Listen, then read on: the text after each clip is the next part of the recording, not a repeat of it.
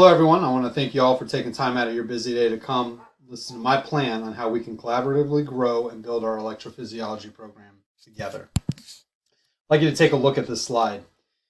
This is our EP volume over the last 7 months. 26 cases is less than 1 case a week.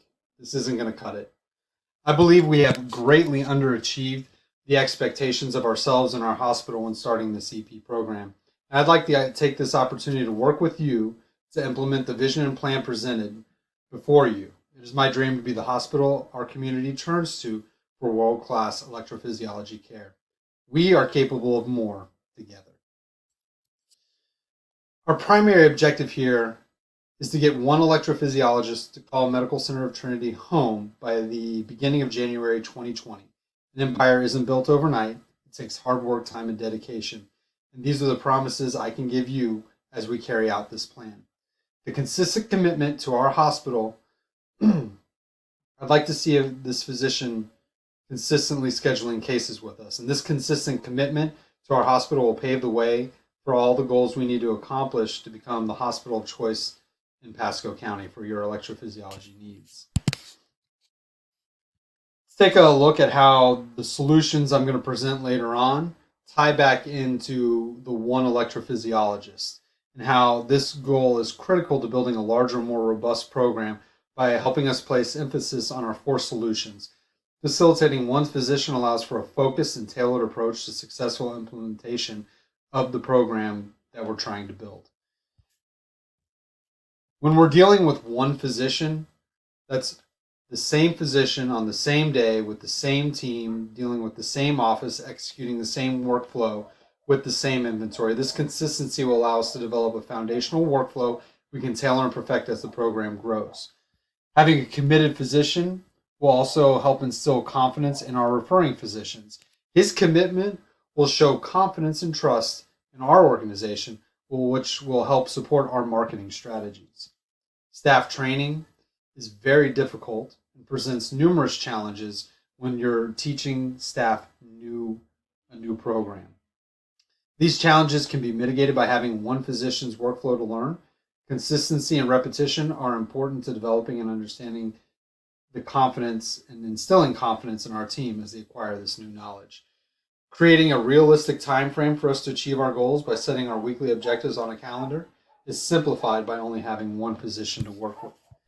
In the next several slides, I'm going to give a very high-level overview of how we can take these 4 goals and strategies and implement them into a successful plan for increasing our volumes.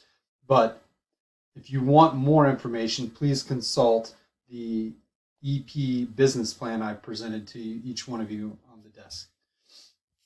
Number 1, it's always anesthesia's fault. So how can we get anesthesia to start the procedure at the scheduled time? We can look in this infographic that anesthesia and the cath lab take the same amount of time to set the patient up. However, anesthesia is consistently 14 minutes late, where the cardiac cath lab is 6 minutes early. You can look at the detailed strategy on how to improve this, but one of the solutions is to just schedule anesthesia 30 minutes ahead of time and tell them that's when we're starting. Also, we have a new anesthesia group coming in, so that may help. We need to set a meeting up with them, show them the workflow we have and the workflow they have, and see how we can make them work together. Speaking of scheduling, we have to make it easy and desirable to schedule here at the Medical Center of Trinity. That makes us a viable option for offices when they're scheduling their procedures. So how do we make our lab available every time? We need to accommodate every case we're given. So some creative solutions that I can present to you here are consistent start times, 3-man teams, and mirroring the workflow in the cath lab. We're always consistently starting on time. We got that checked. So a 3-man team, currently we run a 4-man team. We can shrink that down into 3 3-man teams instead of 2 4-man teams. And mirroring the workflow in the cath lab as the EP lab makes it easier for our cross-trained staff to transition with less headache. It's just easier for them to do. We need to get the CT scanner up and running. That is a direct barrier to doing cases. Dr. Jimenez's staff and scheduler has told us that they are holding back on scheduling cases with us as a result. So as soon as that's up and running at the end of October, we're going to let Carrie know. And as soon as we can get in and do some education with the CT team and our team to kind of hash out a workflow to make it work easier and be one step ahead of the process. Let's talk about marketing opportunities. Our goal here is to increase the referrals to our electrophysiologists. We've targeted several electrophysiologists in this plan. You can look at the detailed information in the EP business plan in front of you. But Dr. Jimenez, Dr. Patel, and we're always on the lookout for a new physician. Putting those physicians in front of the people they want to meet and see is something that we need to do and facilitate, and I have planned out in detail in the plan. Also, connecting our physicians with the physicians who we want our electrophysiologists to receive referrals from. We need to meet with them one-on-one and find out what drives their referral patterns, what they like, what they dislike, and what we can improve. We can also provide kind of a partnership with Cardo's marketing team who will allow us to implement or participate in marketing strategies that we can't necessarily participate in as a hospital alone.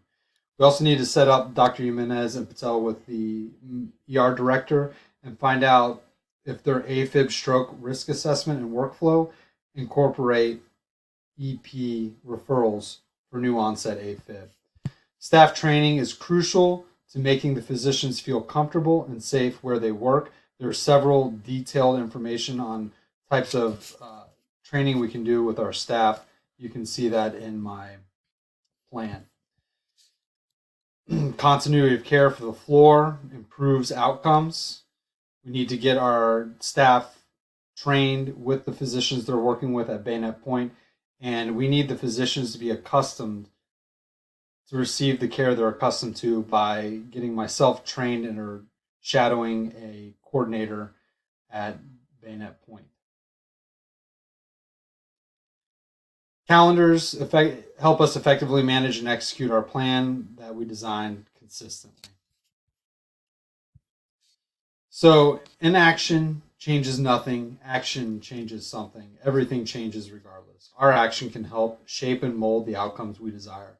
Our inaction allows our competition the opportunity to affect the change they desire or envision. We must be the change we want to see. My goal is to become one of a handful of hospitals to offer complex left-sided ablation in Pasco County. First, we must have one electrophysiologist consistently scheduling cases with us 1 day a week by January 2020. I'm requesting permission to implement this plan with your help and guidance. The vision I have shared with you is the first step needed to make Trinity's electrophysiology program the destination of choice for our community, doctors, and employees. We must change the way we approach EP growth if we want to affect change. We have a unique opportunity to capitalize on a budding community that needs a local electrophysiology option. The growth of our electrophysiology program also means increased revenue for the hospital, complete cardiac care for our community, a brand new EP lab, more productivity for the department and staff. This can alleviate staff call burden as well as STEMI team, EP team overlap. Allow me to show my dedication and desire to succeed by growing the EP lab through the collaborative implementation of this plan with you. Thank you for your time, and I can't wait to start implementing this program and plan.